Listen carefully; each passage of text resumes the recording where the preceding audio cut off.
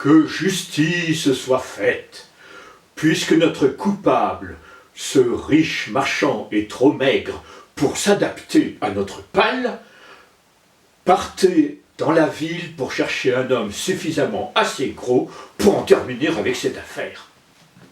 Et voilà les gardes qui parcourent toutes les rues de la ville, à la recherche d'un homme gros. Ils sont montés sur la colline, ils l'ont cherché sans le trouver. S'ils l'avaient trouvé, ils l'auraient ramené. Mais comme ils ne l'ont pas trouvé, ils sont descendus jusque dans les bas quartiers. Ils sont entrés dans une chambre. Au milieu de la pièce, il y avait un jeune homme assis en tailleur, comme un Bouddha, au ventre bien rebondi, entouré de nourritures abondantes, du riz gluant dégoulinant de beurre, des paniers remplis de fruits frais et de fruits secs, des plateaux de gâteaux et de toutes sortes de douceurs. C'était notre disciple qui avait préféré rester dans la ville pour en apprécier les plaisirs plutôt que de suivre son maître sur les chemins de la faim. Il était gros et gras à souhait. Les gardes étaient ravis d'avoir trouvé leur homme. Et malgré ses protestations, ils l'ont traîné jusque chez le roi. Le roi, quand il l'a vu, a félicité les gardes. Enfin, le voilà, notre coupable. Le jeune homme a commencé à se demander pourquoi on l'avait arrêté, et qu'il était innocent, et de quoi l'accusait-on? Ta faute, a dit le roi, est d'être gros. Et de toute façon, nous avons besoin de toi pour en terminer avec cette affaire. Et avant de l'exécuter, on l'a jeté dans un cachot dont la fenêtre au gros barreau donnait sur la place. Il avait ainsi tout le loisir de contempler le lieu et le pieu de son supplice. Et il pouvait méditer sur la fragilité de l'existence humaine. Et du fond de son cachot, le jeune disciple s'est souvenu des paroles de son vieux maître.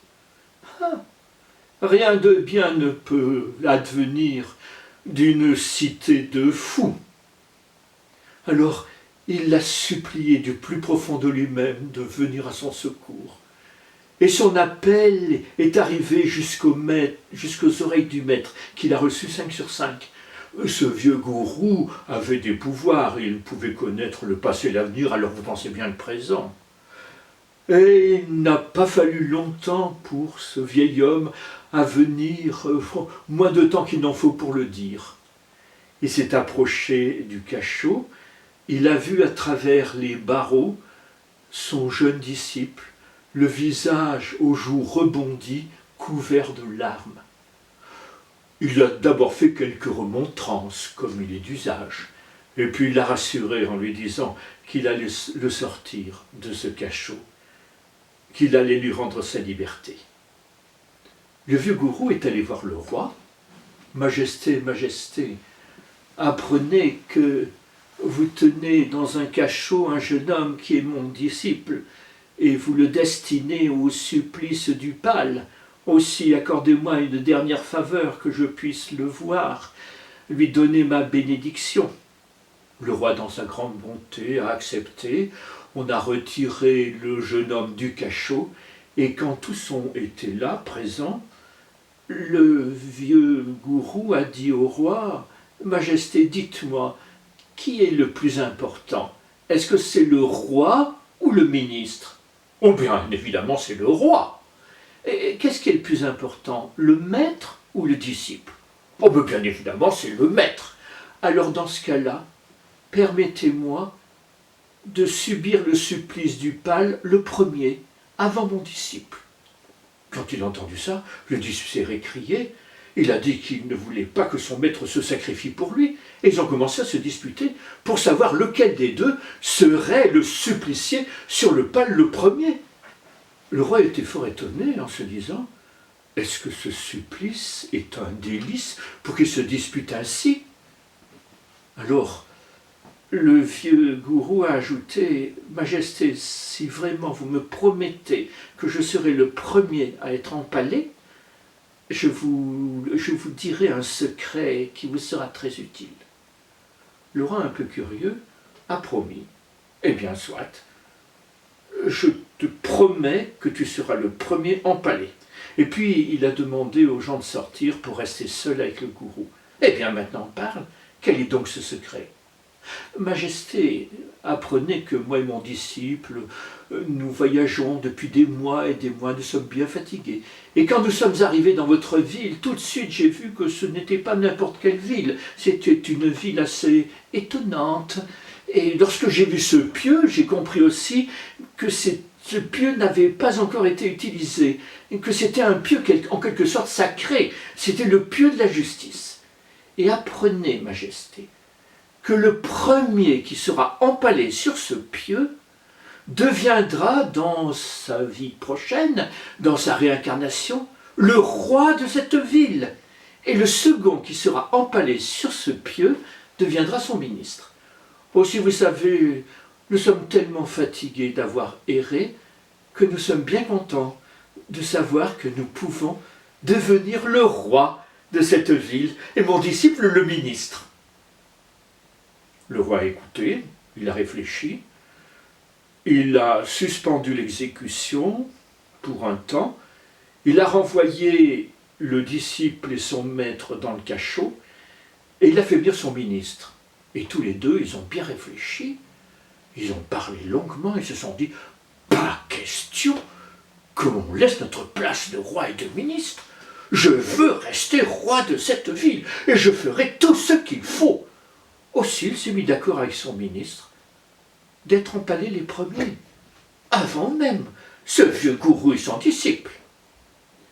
Alors, au matin, au moment où toute la ville est endormie, ils sont allés sur la place. Et le roi, le premier, s'est empalé. Il n'a point trouvé grand délice à ce supplice, mais il faut ce qu'il faut. Quand on veut quelque chose, on y met les moyens. Une fois empalé, le ministre l'a désempalé pour pouvoir prendre sa place à son tour. Et lui aussi a trouvé que peut-être devenir ministre supposait certains sacrifices. La nuit venue, les gens, quand ils se sont réveillés, ils se sont sortis dans la rue, ils ont été étonnés et horrifiés de voir leur roi et leur ministre morts. Ils étaient désemparés. La ville allait tomber dans l'anarchie, le chaos, sans gouvernement. Ils préféraient avoir un roi et un ministre idiots plutôt que de pas de gouvernement du tout. Alors ils sont allés tirer de leur cachot le gourou et son disciple et ils les ont suppliés de devenir leur roi et son ministre. Le vieux gourou et son disciple ont longtemps hésité, puis ils ont fini par accepter, en demandant cependant la permission de remettre cette ville un peu à l'endroit. Le jour redeviendrait le jour, la nuit redeviendrait la nuit. Ainsi les tournesols pourraient à nouveau tourner leur tête vers le soleil, les vaches paître tranquillement sous l'éclat du soleil, et puis les marchands vendre leurs provisions au prix qu'ils le désireraient. Et c'est ainsi que le vieux gourou et le ministre sont devenus rois, et le jeune disciple sont devenus rois et ministres dans cette ville. Pour combien de temps, je ne sais pas.